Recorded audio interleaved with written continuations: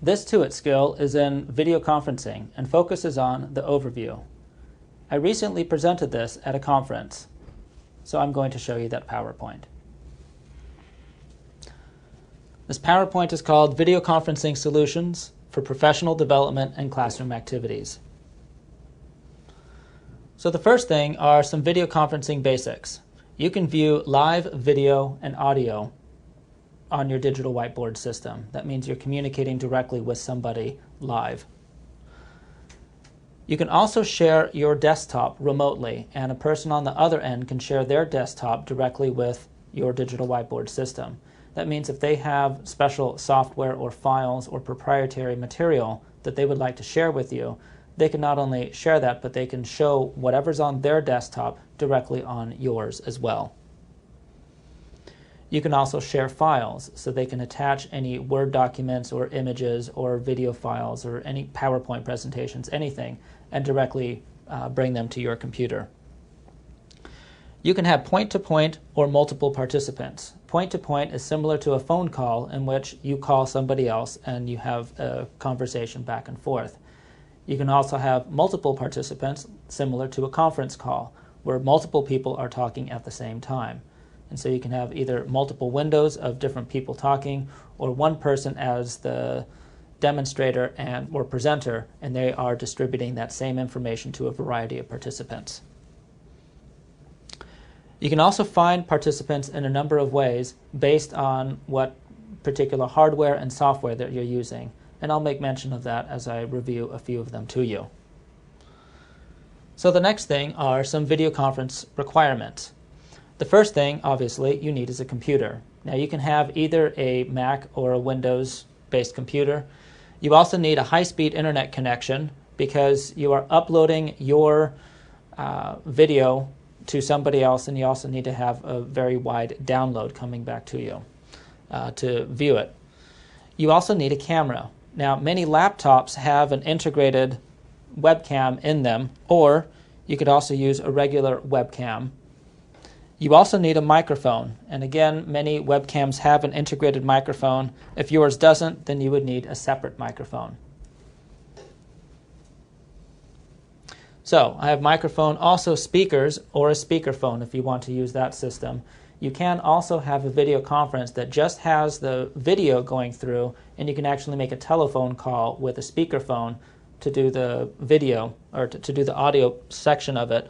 Or if you have a microphone on your system, you should also have some good speakers, because that's what everyone will be hearing through also.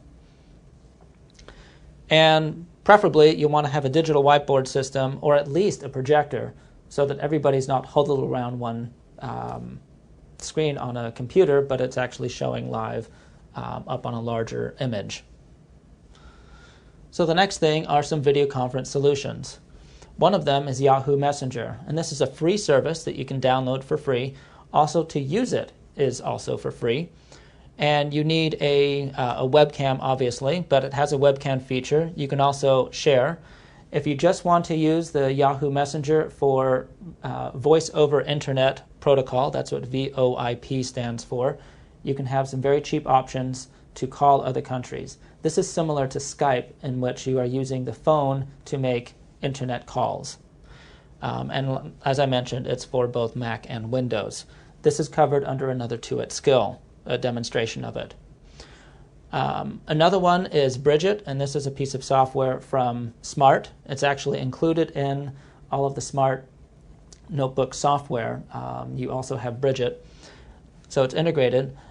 You can have multiple participants, so one person can be demonstrating to many people.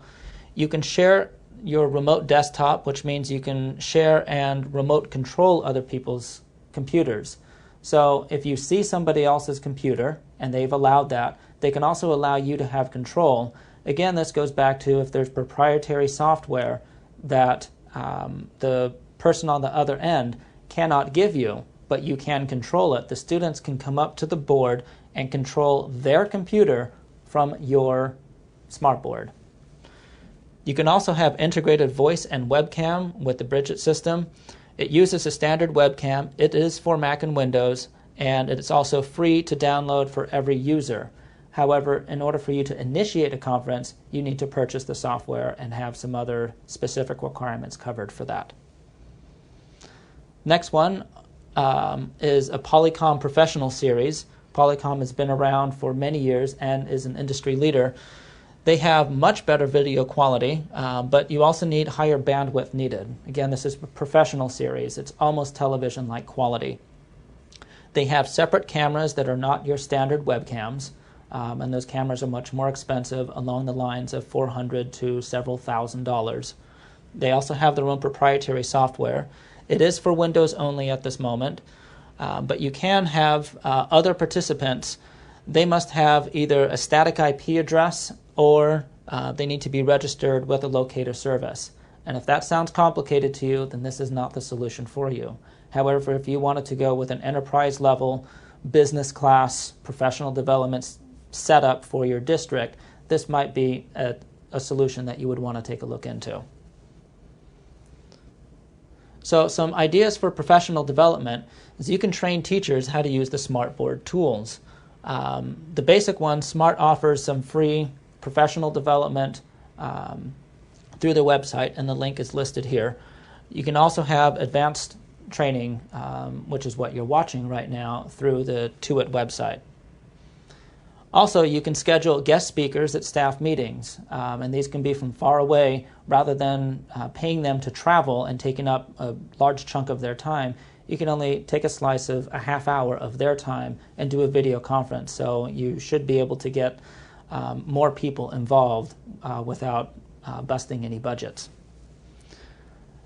Another thing is in terms of classroom uses. You can have student competitions such as spelling bees and trivia challenges beyond just your school. They can be connected up with other schools and do a competition between schools. Or if your school is connected with another sister school or brother school in another country or city, that would be a good way to connect them up.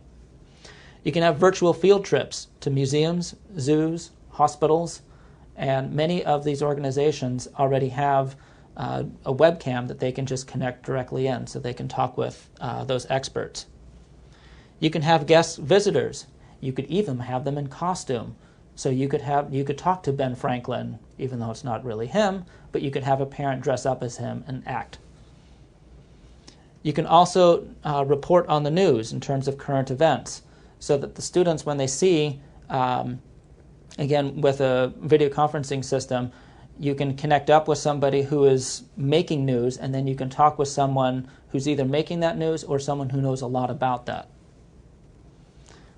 You can also share projects, and again, this goes back to having an authentic purpose to actually, why are you doing this? Well, I want to share it with these other people, from other cultures and so forth. And so those are just some ways that you can use video conferencing. Now it's time for you to get to it.